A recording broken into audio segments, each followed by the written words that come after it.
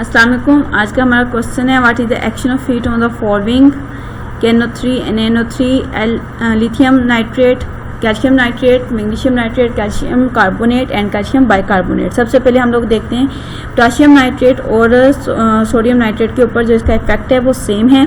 Oxygen की liberation होती है और साथ में आप लोगों के पास उसका नाइट्राइट आ जाता है, ठीक है। इस तरह लिथियम नाइट्रेट और जो कैल्शियम मैग्नीशियम के नाइट्रेट्स हैं इनके ऊपर जो है वो रिएक्शन सेम होता है हीट का। एक उनके ऑक्साइड्स बन जाते हैं, ठीक है, और नंबर 2 नाइट्रोजन ऑक्साइड की लिबरेशन के साथ ऑक्सीजन भी प्रोड्यूस होती है। कैल्शियम कार्बोनेट को जब हीट करते हैं तो कैल्शियम ऑक्साइड और साथ में कार्बन डाइऑक्साइड की लिबरेशन होती है। अगर ये रिएक्शन जो है क्लोज कंटेनर के अंदर किया जाए तो ये रिवर्सिबल रिएक्शन भी हो जाता है, ठीक है। कैल्शियम बाइकार्बोनेट को जब हम हीट करते हैं तो calcium carbonate calcium oxide carbon dioxide के साथ वाटर की लिबरेशन भी होती है। नेक्स्ट क्वेश्चन है how the melting point of sodium chloride is decrease. Sodium chloride का जो मेल्टिंग पॉइंट होता है वो 801 सेल्सियस होता है, ठीक है। अगर हम इसके अंदर कैल्शियम क्लोराइड को डाल देंगे इम्प्योरिटी के तौर पर तो इसकी वजह से जो सोडियम क्लोराइड है इसका मेल्टिंग पॉइंट जो है वो डिक्रीज हो जाएगा 600 सेल्सियस तक। नेक्स्ट क्वेश्चन है हमारे पास विच इज स्पेक्टेटर आइन इन द नेल्सन सेल। सबसे पहले तो हमें पता होना चाहिए स्पेक्टेटर आइन क्या होता है। स्पेक्टेटर आइन वो होता है जो कि किसी भी सेल के अंदर मौजूद हो, मीन ऐसी जगह पर मौजूद हो यहाँ पे ऑक्सीडेशन और रिडक्शन का प्रोसेस हो रहा हो, लेकिन उस आइन की ना तो ऑक्सीडेशन हो और ना ही रिडक्शन हो, उससे हम बोलते हैं स्पेक्टेटर आइन, ठीक है। नेल्सन सेल के अंदर जो है वो सोडियम स्पेक्टेटर आइन है। कैसे मैं आपको बताती हूँ, देखें नेल्सन सेल के अंदर 2 चीज़ें हम लोग यूज़ कर रहे होते हैं। एक होता है हमारे पास सोडियम क्लोराइड और एक होता है हमारे पास वाटर। आइन हमें पता है आयनिक कंपाउंड के अंदर पाए जाते हैं। सोडियम क्लोराइड आयनिक कंपाउंड है जबकि वाटर क्या है, एक मॉलिक्यूल है। वाटर के आइंस मौजूद नहीं होते लेकिन सोडियम क्लोराइड की वजह से वाटर जो है वो अपनी आइंस के अंदर थोड़ा बहुत चेंज हो जाता है। हम लोगों ने ये फर्स्ट ईयर में भी पढ़ा था कि वाटर की आयनाइजेशन बहुत कम होती है, ठीक है। बहुत कम जो है वाटर के मॉलिक्यूल जो है वो आइंस के अंदर चेंज होते हैं और ये अमाउंट तकरीबन निग्लिजिबल होती है, ठीक है। अब वाटर अगर आयन के अंदर चेंज हो भी तो वो क्या देता है, एक हमें देता है H पॉजिटिव आयन और दूसरा हमें देता है hydroxyl ion mean OH negative ion. जबकि सोडियम क्लोराइड जब पानी के अंदर हम डालेंगे तो ये तो फौरन आयन के अंदर चेंज हो जाएगा और इसके अंदर एक बनेगा आप लोगों के पास सोडियम आयन और दूसरा बनेगा क्लोराइड आयन। अब होना ये चाहिए था कि सोडियम आयन की रिडक्शन होनी चाहिए थी और क्लोराइड आयन की ऑक्सीडेशन होनी चाहिए थी।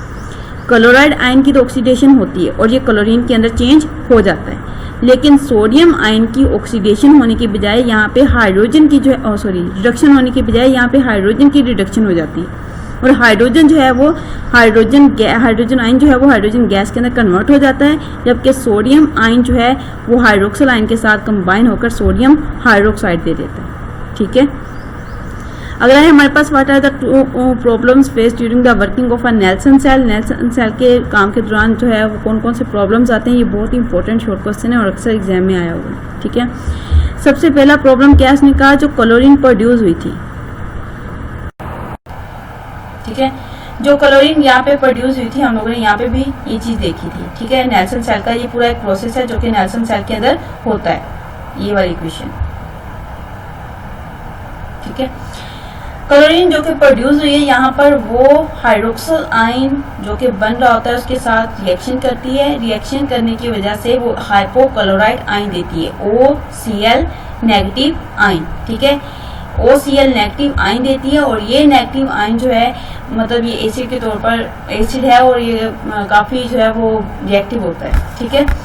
नंबर 2 उसने कहा जो हाइड्रोक्सिल आयन प्रोड्यूस हुई है उस हाइड्रोक्सिल आयंस होती है वो एनोड की तरफ जाती है। एनोड के ऊपर हमें पता है पॉजिटिव चार्ज होता है और वहां पे जाकर ये इलेक्ट्रॉन्स को एलिमिनेट कर देती है और इसकी ऑक्सीडेशन हो जाती है, ठीक है।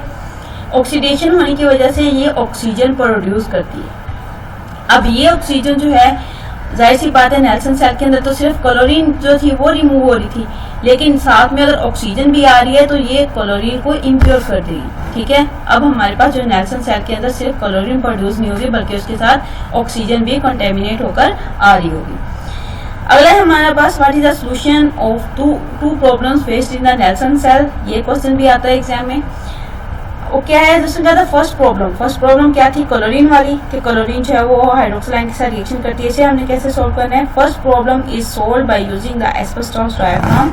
This keeps the two solution separate while allowing the sodium ion to move toward the cathode which keeps the current flowing through the external circuit. इसका मतलब क्या है, नेल्सन सेल में आपको अभी थोड़ी देर बाद दिखाती हूँ, बल्कि मैं व्हाट्सएप पे आपको इसकी सेंड कर दूंगी, ठीक है।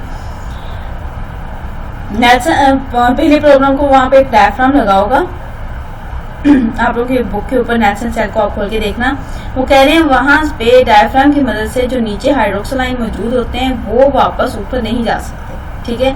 जब हाइड्रोक्सिल आयन ऊपर जाएंगे नहीं तो उनके क्लोरीन के साथ उनका रिएक्शन ही नहीं होगा, और क्लोरीन के साथ जब रिएक्शन ही नहीं होगा तो इसका मतलब है कि वो उसे जो है हाइपोक्लोराइट आयन के अंदर चेंज कर ही नहीं सकते। अगला हमारे पास क्या है, सेकंड प्रॉब्लम जो थी, हम लोगों ने ब्राइन के सोल्यूशन को थोड़ा सा ऊपर रख देते हैं एनोड के कंपार्टमेंट से, जिसकी वजह से हाइड्रोक्सिल आयन जो होते हैं वो एनोड की तरफ जाते ही नहीं है।